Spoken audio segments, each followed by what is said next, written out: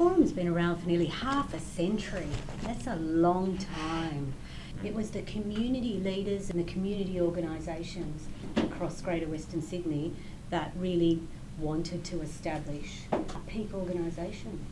If we think about where the organisation has been, it's been an interesting journey. You know, how did we get to where we are today? So the principles and the values and of human rights and social justice really underpin everything we do.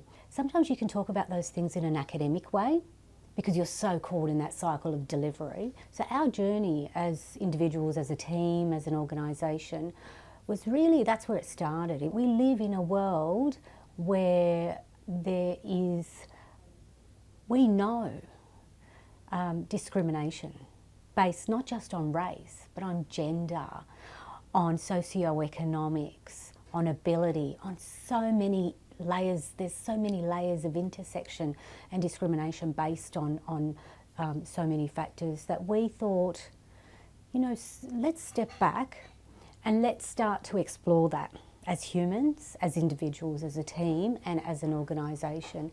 I guess I started my journey working in the professional development space at Penrith City Council, and that's where I got the sense of really the human connections with the community.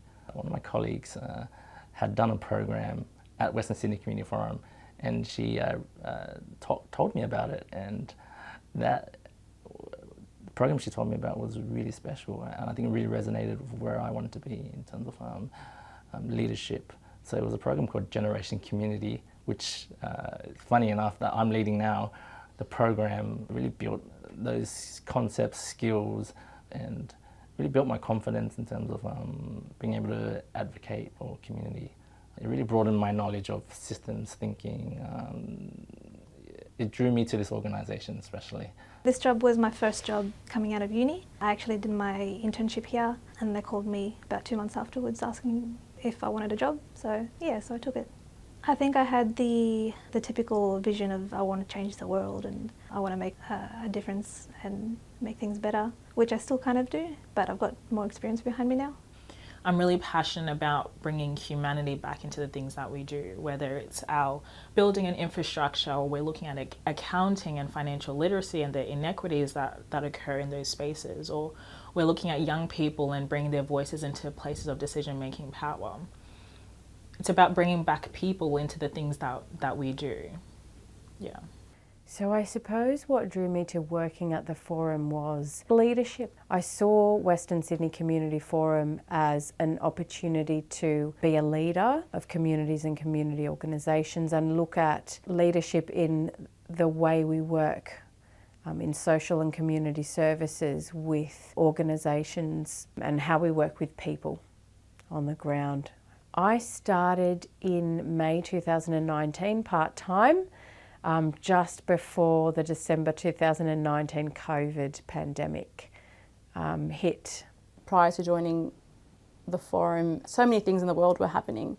There was a pandemic, there was the Black Lives Matters movement in 2020, and prior to joining the Forum, I was working at a statewide Aboriginal Women's Legal Centre called Warringabaya Aboriginal Women's Legal Centre, where I was working as a solicitor that was supporting women who were victim survivors of violence. So it was working in a very tense space where I gained a very deep and intricate understanding of what the intergenerational impacts of racism looks like in modern society and the day-to-day challenges facing First Nations people. They want to be able to preserve that narrative as authentically as possible, honouring the storyteller, honouring people's experiences. I mean, this was super evident during the COVID period when everybody was hitting back, going, oh damn, I've got to look after my viability, my job, my position. What does community need right now? You know, leadership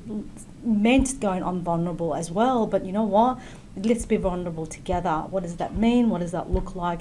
Let's co-design that space together. And I think that's something that's quite unique to this organisation.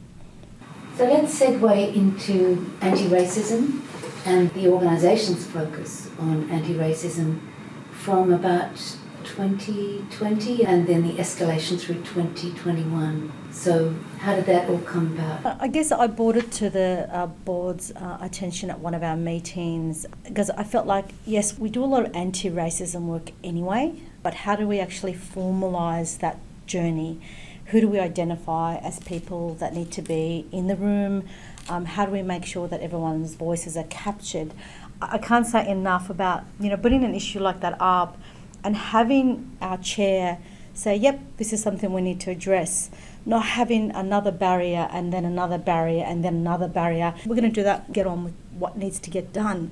And I knew that First Nations mob had to lead this conversation. It had to be a First Nations narrative because we understood that they were the holders of this process, that they were going to lead us. Uncle Greg, Auntie Carol, who have been so patient with us. They couldn't always be available, with COVID around, but it's up to us to make sure it's inclusive. We sometimes have to take a couple of steps back. We have to make sure that when we deep listen, we don't jump to judgment.